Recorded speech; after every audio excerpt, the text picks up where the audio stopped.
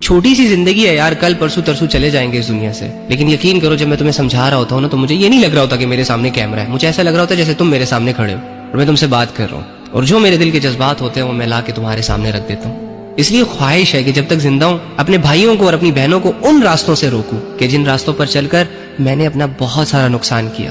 حالانکہ سوچ یہی تھی کہ اس سے بہت کچھ آتا ہے لیکن کچھ نہیں آتا. بہت بڑے لیول پہ جا کے نا دنیا کو لات مار کر واپس آ کر تمہیں یہ بتا رہا ہوں کہ کچھ نہیں ہے, فائدہ نہیں ہے, فراڈ ہے, جھوٹ ہے, بکواس ہے. اور اتنے یقین سے تمہیں کہہ رہا ہوں کہ خدا کی قسم اللہ سچ کہہ رہا ہے, سچ کہہ رہا ہے, سچ کہہ رہا ہے, کیونکہ وہ جھوٹ سے پاک ہے.